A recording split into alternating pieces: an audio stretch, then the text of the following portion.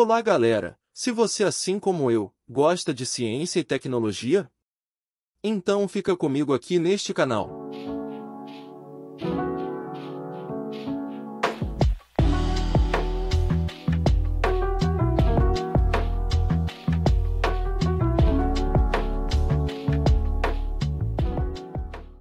A descoberta da energia nuclear envolve uma série de pesquisadores ao longo do tempo. Atribuir a um cientista o mérito total de sua descoberta é de grande injustiça para com os demais. Logo, no início do século XX, já haviam estudos avançados sobre o núcleo atômico, e por volta de 1930, a comunidade científica daquela época assumiu o protagonismo quando conseguiram realizar a fissão nuclear de átomos pesados, como por exemplo, o urânio. Ao longo dos anos, o uso e a aplicação da engenharia nuclear se tornaram controversos, e hoje quando se fala em energia atômica logo surgem estereótipos ligados à catástrofe da Segunda Guerra Mundial, quando as cidades de Hiroshima e Nagasaki foram dizimadas pela bomba atômica. E ainda outros graves acidentes que tivemos com materiais radioativos, e que causaram impactos significativos à humanidade, como por exemplo, os que aconteceram em Chernobyl na Ucrânia, em 1986, e o da usina de Fukushima, no Japão, no ano de 2011.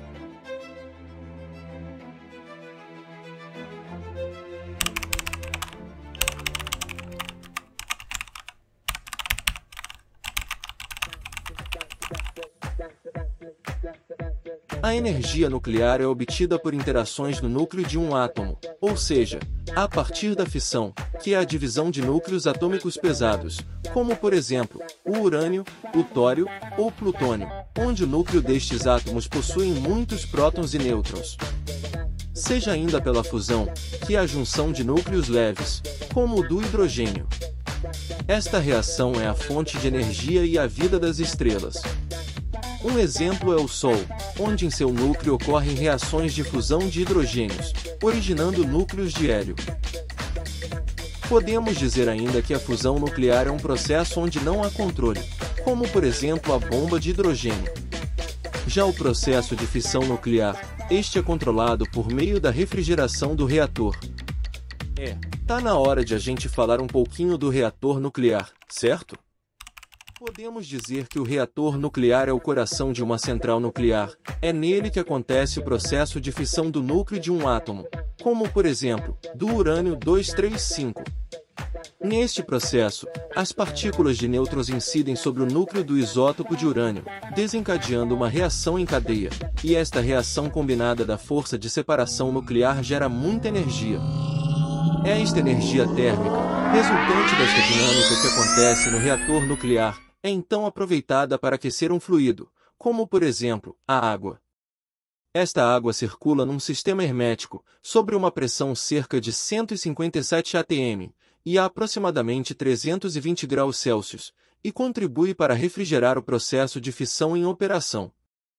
Ainda dentro do reator, existem as barras de controle. Elas são estruturas que absorvem os nêutrons, geralmente feitas de ligas de aço com cádmio ou boro. Elas se localizam em tubos associados ao elemento combustível, e têm como objetivo controlar a reação de fissão nuclear.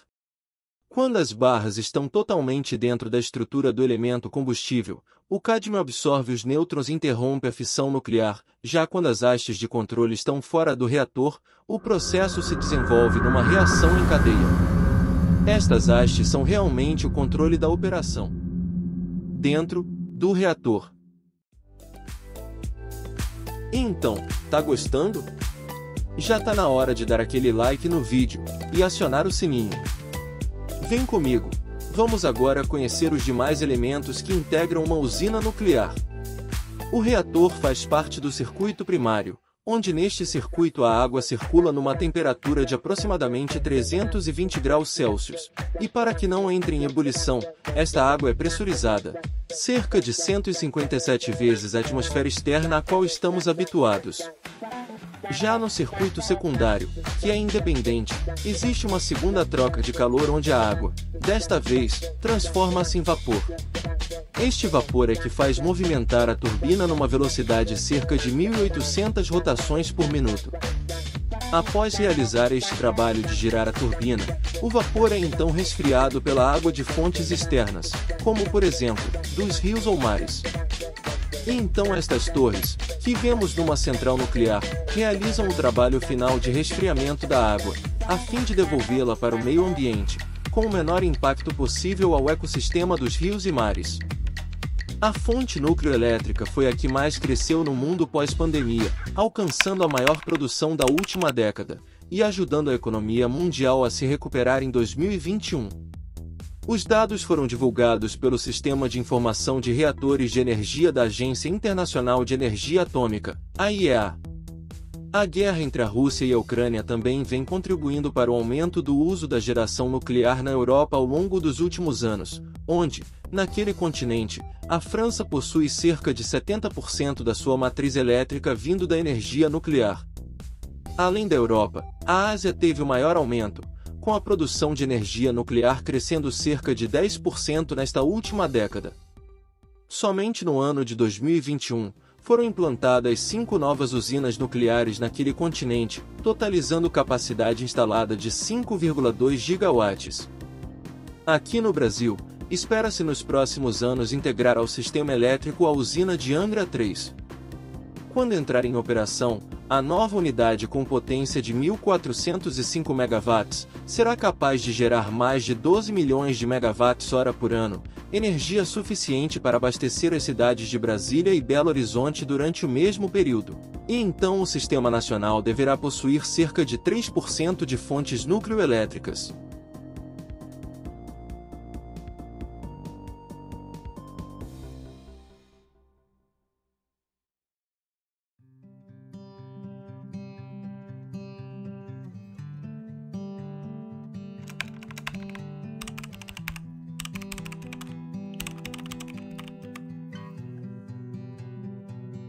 Dentre as áreas beneficiadas por esta forma de energia, podemos citar a medicina, a indústria, particularmente a farmacêutica, a agricultura, o meio ambiente, a arqueologia, entre outros. A aplicação de radioisótopos pode ser utilizada na medicina nuclear, tanto para diagnósticos como para terapias. Uma aplicação muito usada na medicina é na radioterapia para tratamento contra o câncer. Ainda podemos citar a fabricação de drogas, hormônios de crescimento usado para tratar crianças com nanismo, que são produzidos em bioreatores, e também na esterilização de equipamentos, seringas e luvas.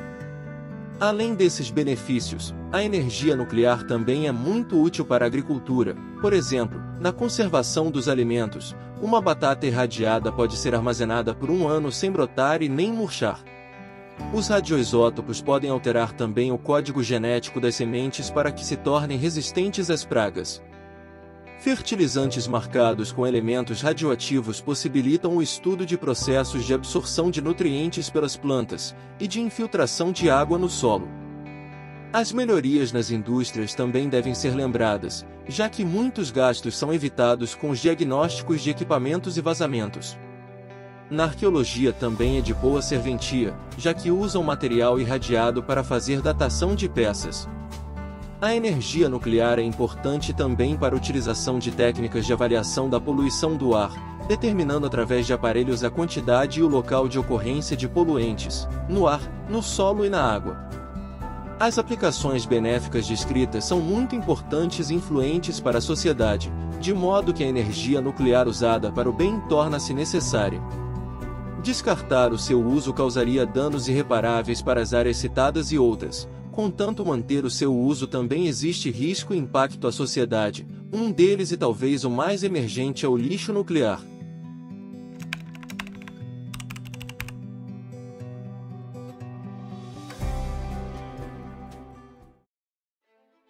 Um dos pontos que mais embargam o uso da energia nuclear são os resíduos gerados, pois são altamente tóxicos. A contaminação ao meio ambiente pode provocar danos irreversíveis à saúde, como o câncer, a leucemia e outras deformidades genéticas.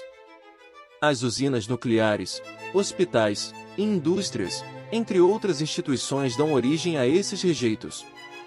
O lixo radioativo é dividido em 3 classes: o de baixo nível de radiação, o de nível intermediário e o de alto nível de radiação.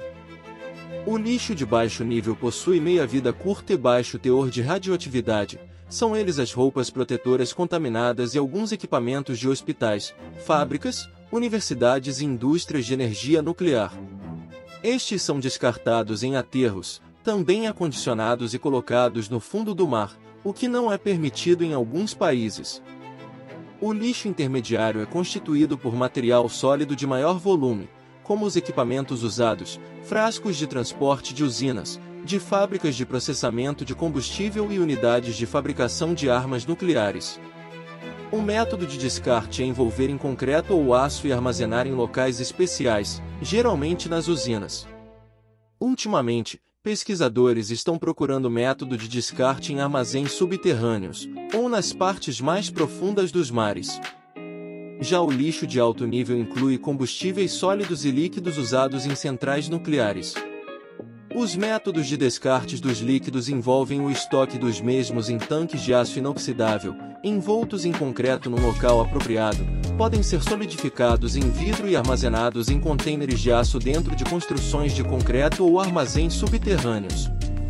Outra opção é armazenar nas piscinas de resfriamento das próprias usinas que os produzem. Isso é o que ocorre no Brasil. E este foi um resumo que o The Science quis passar sobre energia nuclear. E então galera, conta para mim o que você achou desse vídeo, e deixa aqui seu comentário e se inscreva no canal para acompanhar mais vídeos como este.